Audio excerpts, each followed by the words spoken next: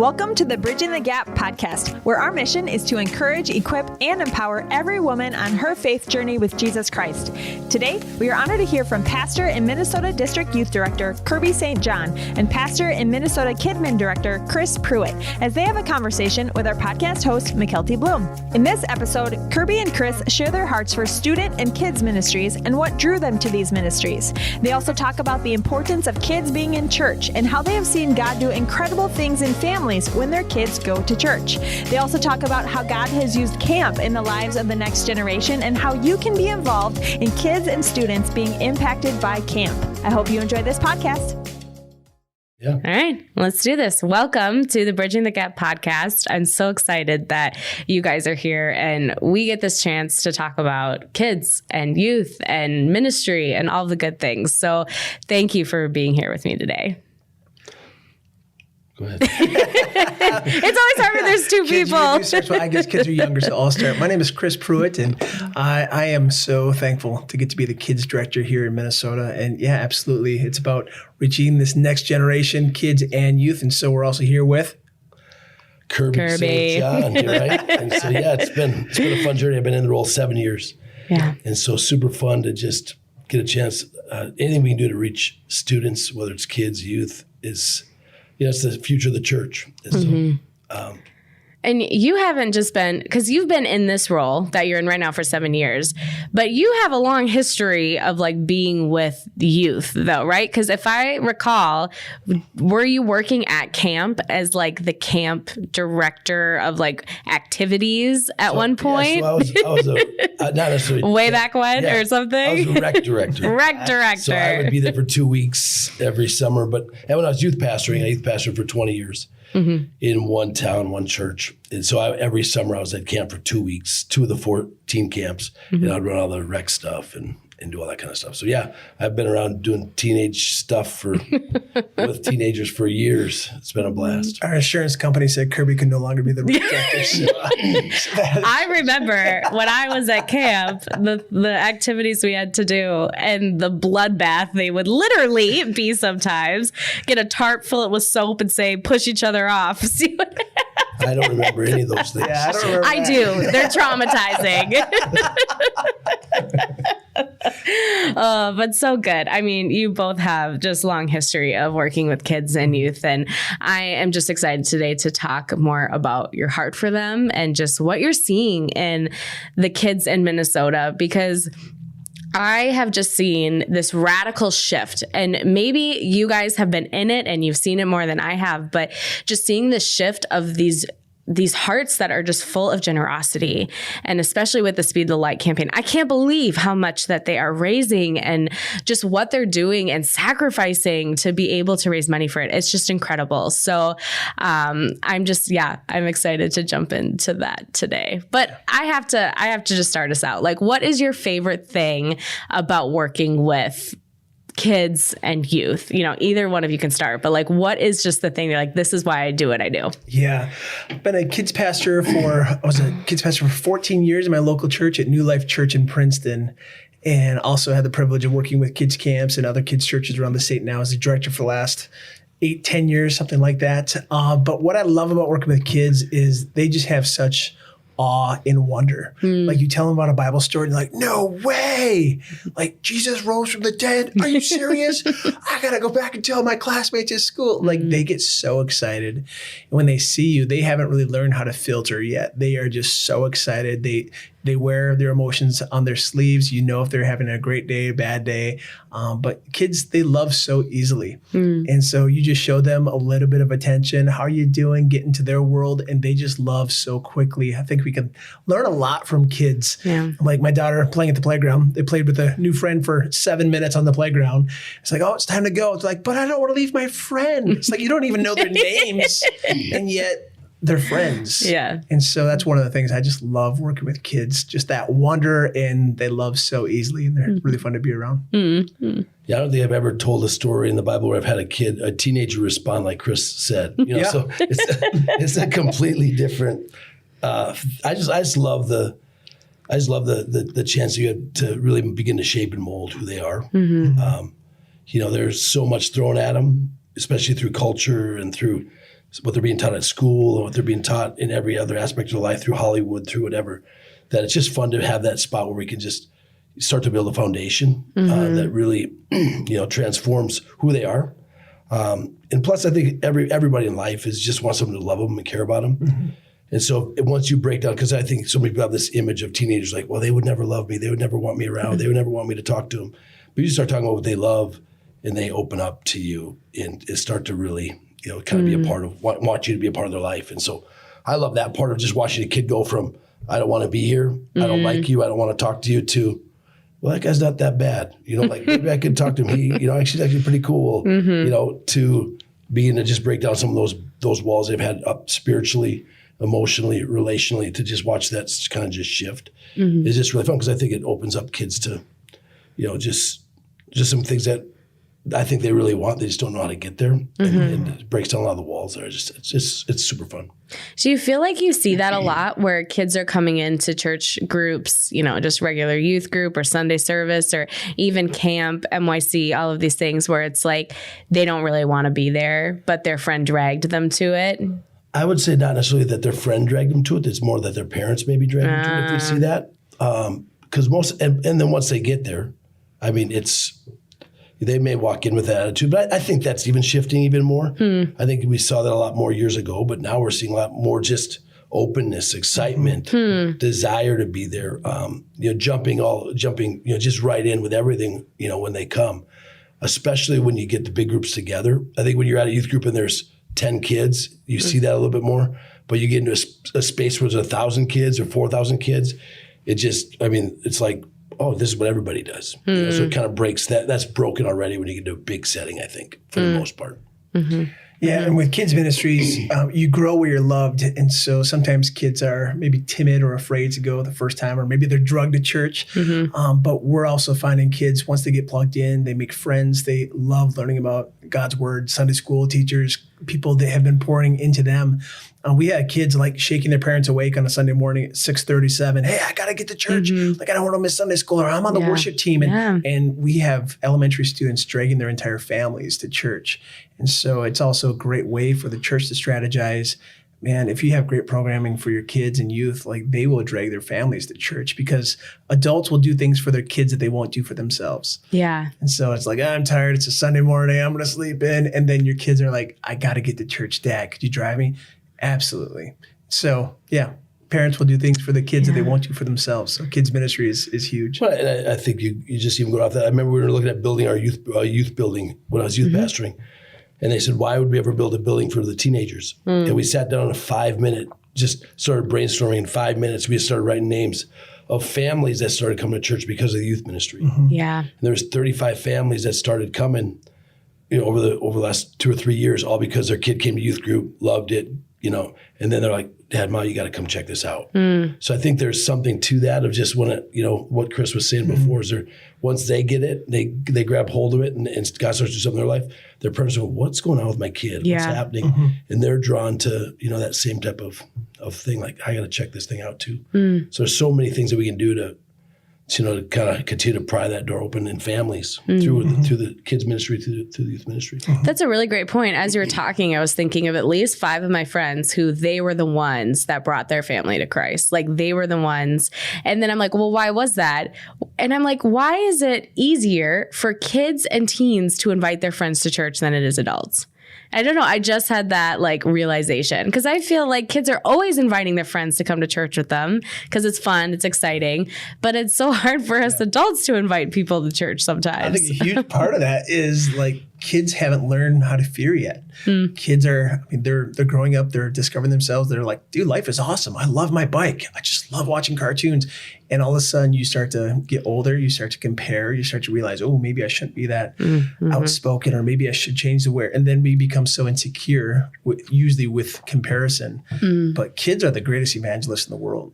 You hand out a flyer to a kids' church and say, hey, we're having this event. They will hand it to every single person they know in school, all their classmates, because they're so excited about it. Just, they can't help but be excited about it. And I think later in life, we start to lose that maybe passion, that zeal. And we're like, oh, it's not that big event. It's just another church event. But for the kid, it's like their Super Bowl. That's a really good point. I think we do things probably in the youth world that is talked about more with the students. Go like, hey, bring your friends, do this. Where on a Sunday morning, it's not necessarily like, hey, this next week, everybody, we do that for Easter. Yeah, right. The big, Christmas. big But Sundays. Youth group, you're like, hey, come check it. We're gonna do this. Everybody should come. So it's continually like just talked about. Where that's just that's something we just do. Or the adults, I think sometimes we miss that piece, probably at a fault.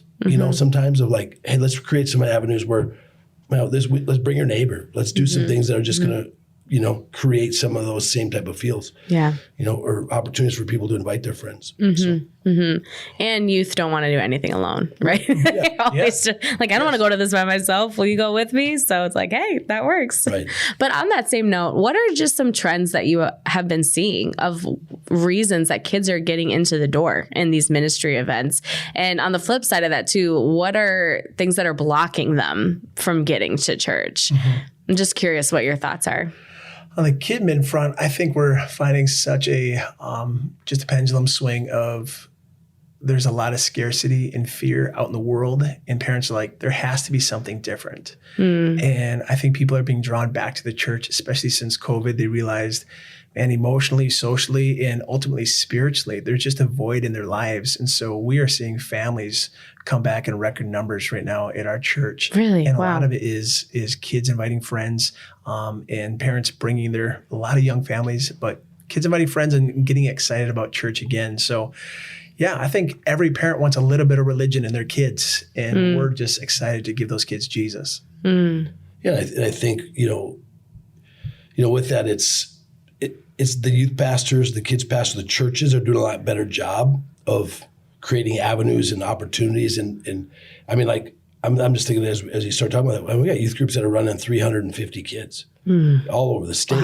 200 kids all over the state, over 100 kids all over the state. So our churches are doing a great job of just creating some avenues and maybe putting some resources there or staffing some of that stuff where it just is like, it's been a big help to like, now we put an event on at the district, and if our churches are doing bad, we're not gonna be doing good, right? But if the churches are doing really well, that means kids camp's gonna be awesome, youth camp's gonna be awesome, your kids XP is gonna be great, our youth convention is gonna be all because our churches are doing well.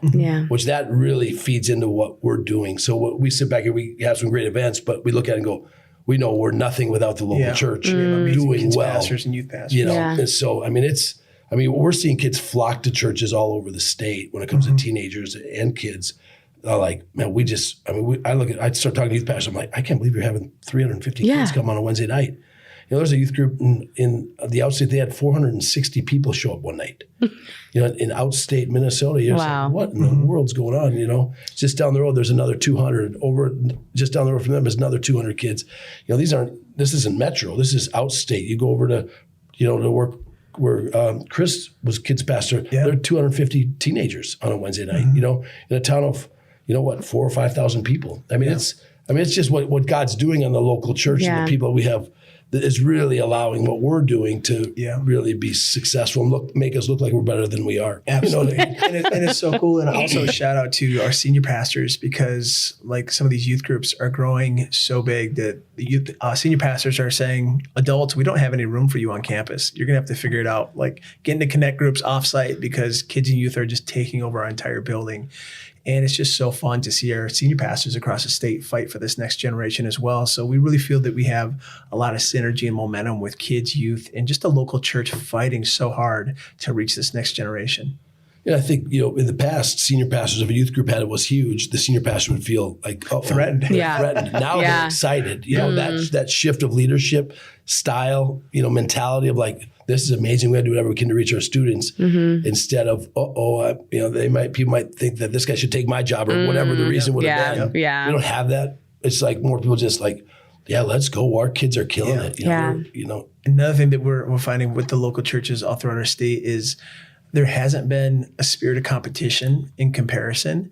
There's been such a championing of the other church saying, hey, what have you done for missions? What are you doing for this? What are you doing for discipleship? Like the collaboration and celebrating one another has been so special. God has really blessed Minnesota with unity. And so that is great too. That plays what Kirby was just saying with insecurities. Pastors are actually celebrating. Hey, I heard you had this event. Tell me what was going on. Just want to celebrate with you. So that is so cool. The spirit of unity that God has given this state and our pastors all throughout the state. Yeah. I'm just thinking in my mind, as you're talking about just this huge flood, and I'm like, where is this coming from? And I just think it goes to that depth of what kids are feeling right now is just lost and confused. And I think they've picked up because kids are smart. I mean, even the littlest kids, like I've got a 3-year-old and sometimes he schools me on things and puts me in my place. And to even the teenagers who are just picking up on the world and picking up on the chaos and just the darkness. And I feel like they are just trying to find the light and trying to find a place where they feel loved and accepted and belong and to find truth, because everything's so wishy-washy and like, well, you could do this or you could do this or you could do this. And it's like in the church, it's like, this is what the Bible says we do. This is the truth. I don't know. Any thoughts on that? Other things that you've seen too? Yeah. I mean, I think insecurity and isolation because of technology. We have the most maybe be the most connected generation ever, Gen Alpha, Gen Z, but yet relationally the most shallow because it's a lot of surface level, a lot of just quick text. Like communication has just been boiled down to like shortening words, even in text messages to, I don't know, even though there's about 1 billion text messages sometimes from teenagers. or just a quick picture of themselves. Yeah. Right? Yeah. What does this mean? Take a picture. But just that art of, does somebody care about me? And that face to face, and God wired us for relationships. Yeah. And I think the church can meet that void. I mean, it's loving God and loving people. And when you have a staff full of people at church and leaders that my kids, like just speaking personally from a dad, when my kids walk in church, like leaders from across hallways will say, Carter, I'm so glad you're here. And as a dad, that just makes my heart so happy, knowing that my kids are seen and loved. And it's one of the greatest places for them to grow socially, emotionally, mentally, and ultimately spiritually at church in community. That's how God wired it. And I think families have been isolated so long, realizing that technology can't fill that void in our hearts. And they're looking for it. And so churches, man, now is the time to be more relational now than ever. Yeah, I mean, we try to tell our youth pastors, we don't have to have all the great programs in the world. If you'll just care about somebody, you'll grow your youth ministry, right? If you just show somebody you love them, because it doesn't matter if you're 2 or 80, right? We all just want somebody to see us, notice us, and know, and care about us. And I think that's the key to growing the church. And I think our youth leaders, our youth pastors are all going, if we just love these kids, because they're searching for that, like what you said before. They're searching, they're trying to figure this out. And they walk in the door and they see that someone notices them and see that someone cares about who they are and what they are, what's going on in their world. I think that's the thing. That's the key, I think, to the church right now. Of like, hey, let's just love people. Yeah. If we love people, we're gonna be okay. In one moment with Jesus changes everything. All of a sudden, an altar experience, and we've had kids that have been unchurched all of a sudden come into a worship service, teens and kids, and all of a sudden just be wrecked, just start weeping because they're confronted with the presence of God for the first time in their life. And they're like, there's something different here. It's not like school. It's not like sports. There's just something different about the church. And that's the Spirit of God. He's alive and well and drawing people to himself. And with that, every kid is just one caring adult away from a success story. And every kid needs an advocate. So we have just an amazing opportunity to be the church, and this world is looking for that right now. So, well, and this might be a really basic question, but it's on that same mind track. But why do we want kids to come into church? Why do we want kids to come to camp? Why do we want them to come to MYC? What is the reason that we're doing this? And that might seem really shallow, but I think there's a lot of depth to it. Yeah. Well, for kids, I mean, I can share D.L. Moody was one of the greatest evangelists of all time. And he's out witnessing one day, and he came back and told his friend, 2.5 people gave their lives to Christ today. And he was so excited. And his friend said, you mean like 2 adults and 1 kid, like the half? He goes, no, the other way around, like 2 kids and 1 adult. You see, that adult already lived half his life for the devil. These kids have their entire lives to live for Jesus. We're seeing kids be soul winners. We're seeing kids pray at lunch tables. We're seeing kids win their grandparents to Christ. And so the time is now. They're not the church of tomorrow. They're the church of today. Love that. So we really believe in active ministry to kids that the Holy Spirit could use them at every single age. We don't have to grow up to be used by God. God can use us now. So the time is now for kids. Yeah, I mean, I think you hit it on the head, Chris. Is just, this is, why we do this is one, eternity's at stake, right? And the stat used to be that, I don't remember the exact numbers, but 90% of the people or something like that give their heart to the Lord before the age of 18. And I think that, I don't know if that number's changed. Wow. Yeah. But that used to be the stat.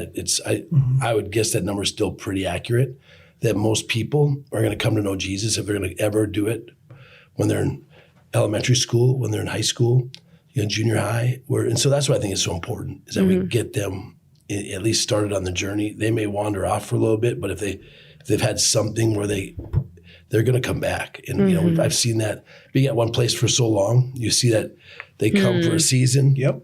They walk away. And then even being back there at the church this last weekend, people are coming back that haven't been to church in 10 years are walking back through the doors and they're going, something happened then. I walked away for a little while, but there was something that I realized I need this. Even though I didn't. And they knew how, because of the church, they knew how to get back to God. Right. They knew the way back. So we hope that every kid latches on to faith at a young age. Same thing with teens. And it's tragic when people walk away and seem to forget about God and those kids that you just poured your life into. But on the flip side, we've also seen some of those kids, after having kids, say, you know what?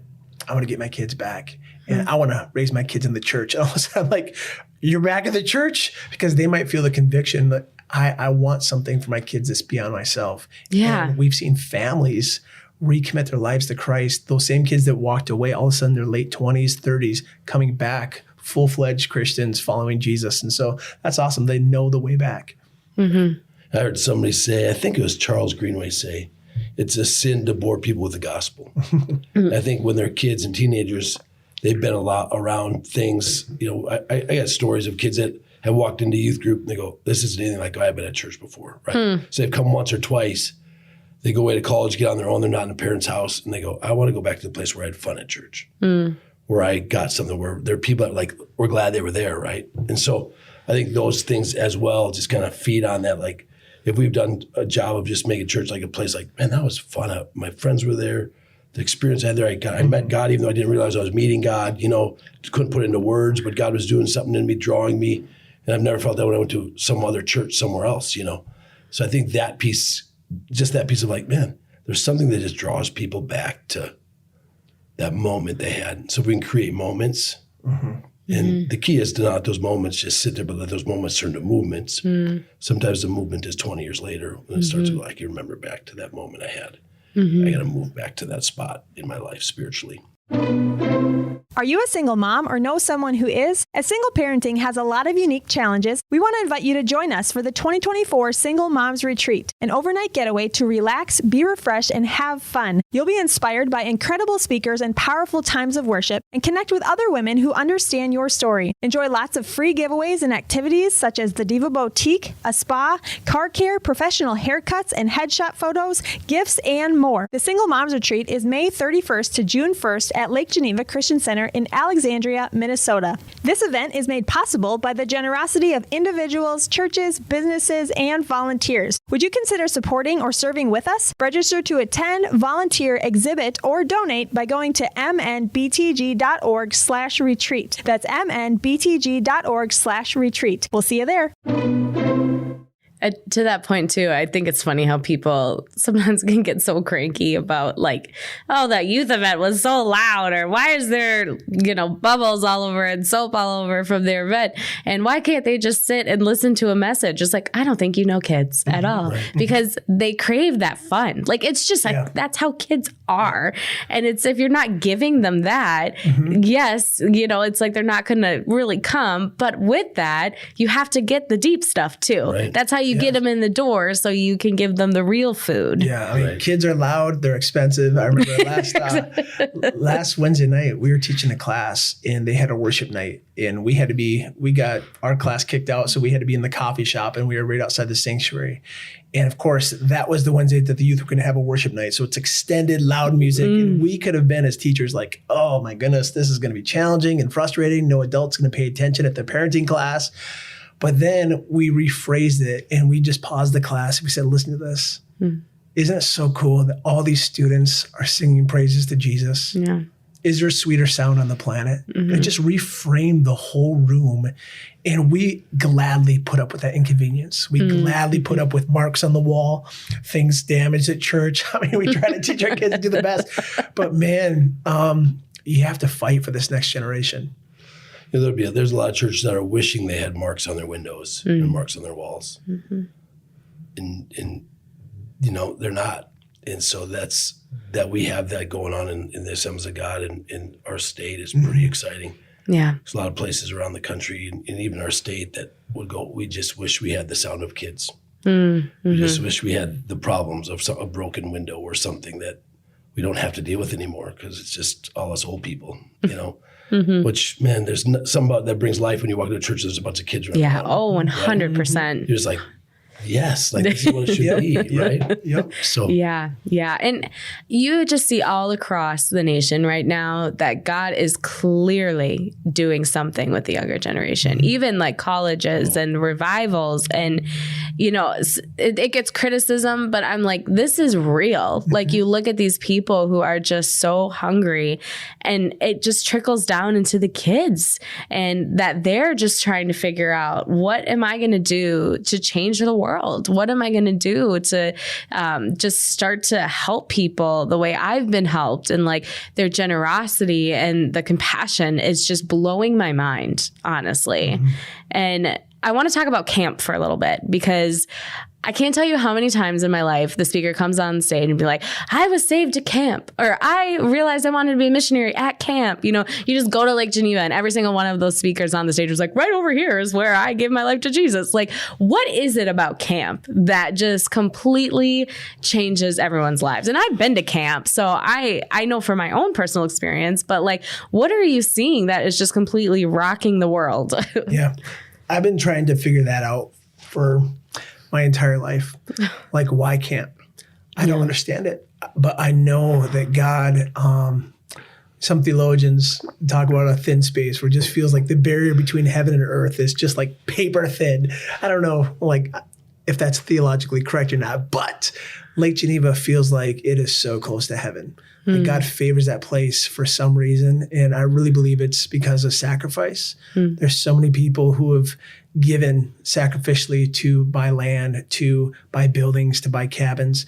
And also I think it's anticipation. We have leaders taking off. They have 2 weeks of vacation for their entire year. And they're taking off a week of vacation to come counsel at camp. Sacrifice and anticipation. And for some reason, God just pours out his spirit. We plan, we pray, we prepare, but we just try to get out of the way for what God wants to do at camp. And it's powerful. I still haven't figured out why or how, but I'm all in. Well, I think part of it is they're removed from their normal, right? For a week or 4 or 5 days or whatever it is. So you're removed from what normal. Some kids are coming from terrible situations, awful things. So they get into one spot where they can feel safe for a week is huge for them. So now they're like, I can finally be safe here and go after the thing I think that I need. You know, we've also done some things to just create altars. And I think we don't see many altars a lot of times anymore at churches. And so that moment where you just go, hey, for the next hour and a half, we're going to just be here. And when you just anytime you spend time in the presence of God, it changes you. Yeah. And we don't spend a ton of time across our nation anymore in the presence of God together as a group. But now you got your buddy, your best two friends are pursuing God for an hour and a half, and you're pursuing God for an hour and a half together. You know, at an altar, that you can't sit in it and not be changed, unless you purposely don't want to be, right? But the more time you put into it, I think that we're just creating spots and places and spaces for kids to, hey, we're here to have God meet you, and to meet with you and to speak into your life and to challenge you and to draw you closer and to convict you and to fill you and to, just so many things that we're just trying to go, hey, let's just spend this moment. You don't have your phones. You don't have all the problems from back home. You're away from everything. You're not seeing all the distractions. You're walking into a spot where you just go, I can just focus on this. Yeah. And I think that's the biggest piece of, of why, in a sense of like, we're just giving space for God to move. Mm-hmm. That's why he's moving, you know? I think there's something so powerful about a group of people being together. And that's a really good point. We don't really just sit in the presence of God all that much for that amount of time. And I love conferences. Like I could go to women's conferences and just conferences in general every weekend if I could. And it's because it's that time of like worship and sitting together. And I just look around and it's like, look at these other people, thousands of people, and we're all just worshiping God. And you just get like the Holy Spirit goosebumps, like when you think about it. And it's just so powerful in his presence, and his presence can meet you anywhere, but it is just like in those moments, it's so tangible. Mm-hmm. Do you have any stories of just kids that you've seen at camp or anything like that, where it's just, they came in one way and they left another way? And it's just those stories that you think about that push you to keep going. Yeah. Just last year we had a boy at camp who was so timid and afraid, and he would run away from his counselor, and we needed to get some extra help. And you could tell there was just some stuff going on at home, and found out that he didn't have a dad and just was going through some tough stuff. Life was hard for him. And watching him just run from all of our leaders for the first day and a half, to keep pursuing him, to keep saying, hey, we're so glad you're here. And one of my favorite moments of that entire camp season was watching his leader lift his hands in worship. And on the last day, that little boy was looking up at his leader with both his hands in the air, worshiping alongside his leader. And so once again, came in with fear and timidity and came out feeling loved and connecting with God in a powerful way. And he said, I can't wait to come to camp next year. And so God just does really cool things like that. That's one of many stories, but that was a radical transformation for us. It's like, dude, are we going to lose this kid? And having to put extra help on him just because of his background. And he really met God that week. Amen. Yeah, we had a kind of a cool story. I met with his dad, and he goes, Kirby, I've just started my faith journey in the last few months. My problem is I can't get my son or any of my kids to go along the journey with me. It's really a struggle. It's a battle. And I said, well, I'll have my son invite him to camp with him this summer. So he came, and God radically transformed his life at camp. I mean, to the point where, I mean, going home. So I run into his dad a couple of weeks later, and he goes, I don't know what happened to my kid. But now he's asking, Dad, you want to go to this Christian concert? Dad, you want to go do this? Now he's saying, Dad, we got to go to church. He's sitting at home reading his Bible and sharing his faith with his friends. It's like, it just, from that moment of camp to that week, completely, as we're at camp, he's coming and going, Kirby, what does this mean in the Bible? I've been reading my Bible. And to watch him walk and pray at the altars, to come to pre-service prayer, all of this stuff that Dad's going, I don't know what I'm going to do, because he had just started his journey in faith and wanted his family to come alongside. Now to have the kid leading him in the process, to another kid who had never really stepped foot in a church that my son brought with, to, as he's driving in his car after camp, goes to his mom, goes, hey, Mom, would you ever think about doing a Bible study with me, just the two of us? Wow. To having mom and dad and son who both didn't know Jesus, now sitting down and doing a Bible study, to seeing them a few weeks after that conversation, sitting in church with their sister now. I mean, just down the road, plugged in church. You know, just the process of what happened with two kids, just from my own personal family that I have connection with, to watch how their lives were radically transformed just because of one camp season. It makes you go, why wouldn't we do this over and over and over and over again every week? Because that's just two stories of two kids I know personally that were at that came to my house and hung out with me all the time. That that's being, duplicated and replicated all over our state is pretty crazy. Yeah. Another fun story. I mean, there's so many God stories, but there's also some great people stories, just wins relationally. And we have two guys that were counseling, and I think they were CIT, so they're a little young to start, but they were with a counselor and eventually became counselors for my two boys. And they came to the same kids camp, counseled the same group for 4 years at kids camp, all 4 years. And my kids love their counselors. Like, they see them every week at church. And my son's goal, his counselor at the time is grown and married and now had a kid. And my son's goal, he said, Pastor John, when your son gets to go to kids camp, my goal is I want to be his counselor like you counseled me. And so it's just so cool. Yeah, like there's so much life that happens at camp, and it's done in a healthy way relationally. And we want to make sure that, I think some people's perspectives of camp is just crazy. It's a free for all. We just want to make space for God to move in a powerful way. We don't allow camp to get weird, that somehow that we're going to force things on kids or really get pushy, or God doesn't need our help. And so we just try to set the table for God to move, and he speaks to our students, kids and youth. So we are just, once again, extremely humbled by how God moves powerfully at camp. That's such a good reminder too, because not once is it like, counselors, push your kids to the front of the altar and make them sit down. It is just this open invitation, and to see the response of just the prompt that they feel in their own hearts, their own little hearts from kids, and sometimes the hard hearts that are coming in as teens that are, I don't believe any of this, I've been hurt. And just to see that break in front of God is so powerful. It is.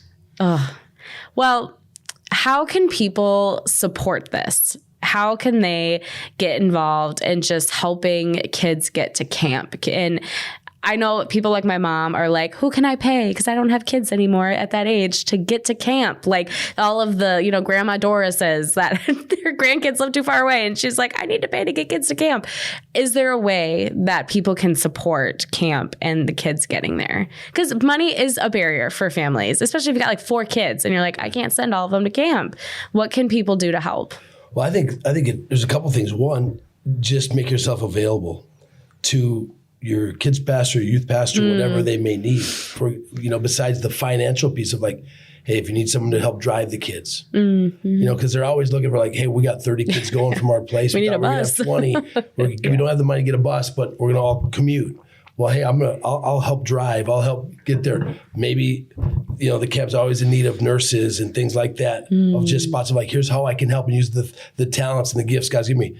I can help stay up and watch kids night watch. I could be a CIT. I could be a counselor. I could be, all those are huge pieces that if we don't have those pieces, we can't do camp. That's a good point. And so there's that piece, but then the financial piece for sure of like, because there's always churches and always kids that are going, I want to go, but I have no way to get there. Our family can't afford it. So it's a partial scholarship to help a kid, or a full scholarship. Or as a family, we used to send our 3 kids, but they're all graduating now. Let's still send 3 kids. We've done it before. There's no reason we can't now. Just all those pieces of just looking at this going, as a grandma, can you say, hey, I don't have any grandkids maybe even right now, but could I send somebody else's grandkid or somebody else's thing to this spot? So. Yeah, great point. I think sometimes we get so afraid to just ask, to say, hey, we have some kids, and we usually have about 4 to 5 kids every year that we need a scholarship. And would you be willing to pray? And people want to come out of the woodwork to bless a kid. Yeah. And to say, hey, we'll help. So I think sometimes instead of being nervous or anxious to ask, I think we should just say, hey, we got a couple kids, and we just never want money to be the issue that a kid can't go to camp. And if the Holy Spirit's tugging on your heart, would you be willing to help? And so your church can do many different things. Our church pays for, and other churches across the state, some churches pay for the counselors to help go. Some churches cover all the transportation for the kids, but there's many ways to try to lower the cost, because cost is expensive.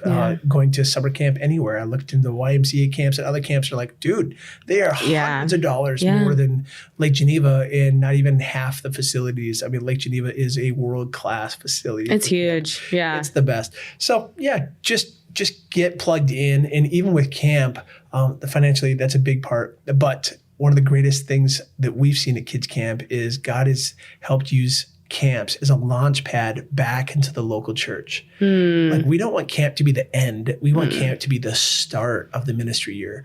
The kids get so fired up to go back and read their Bible and to pray with a fresh passion, to go back into the schools, to win friends for Jesus, to go back in the local church and to be leaders, not just attenders. So we have seen God do a really special shift in kids and youth ministries, that camp is a launch pad back into the local church. It's not an end all. Yeah, that's good. So if there's somebody that maybe isn't super connected with their church, or the church doesn't need any help with the kids camp, how can they give money directly to camp or something along those lines? Is there a place that they can go? And we can link to it in our show notes too, but just if someone's listening and is wondering. Yeah, I know that we always have people calling us going, hey, is there any more scholarships from your, that you have for kids? So we have some that are on the front end that kids can try to apply for, but we always have people going, hey, we've got this, we've got that. And so, they can always, email us here at the office and say, I'd love to help, or send a check in that says, hey, this is for kids that I want to help kids go to camp. And that will always, get to that. So. And also, sometimes with ministry, there's transitions. And just because your kids went to camp last year, there might not be a kids pastor or youth pastor to take them to camp this year. Mm-hmm. So a huge win would be, hey, are we going to camp this year? And let's go, and how can I help get our kids to camp? Because you might be a mom or dad just listening saying, I can't offer much, but I could at least start a sign up and start pointing people to registration, and I could drive some kids down there. Mm-hmm. So just make sure your kids have the opportunity to go to camp is what, and we would beg for, because we've seen God change lives at camp. Yeah. Well, we'll make sure to put that in the show notes, and you're never going to regret investing in kids' spiritual lives and investing in their future. And there's just so much more to it than, well, it's just 4 days at camp. Like famous last words, right? It'll change your life, and if you're open and letting it and just encouraging. So I just want to thank you guys for sitting with me and talking about this. And I've just felt my own personal heart for the next generation grow, and just seeing all that they're doing, and just their heart and pursuit of Jesus is just so beautiful to witness right now in this time. And so I just am glad to hear from you guys. And it felt like just a check-in, of like, what's going on in the kids and youth world, and how can we be a part? So thank you guys for your time. I really appreciate it. Thank you so much. Yeah, it's been a privilege. Good. It's fun to talk. Good. Thank you. Thank you for joining us for this episode of the Bridging the Gap podcast. We were honored to hear from Pastors Kirby St. and Chris Pruett on When Kids and Teens Go to Church and Camp.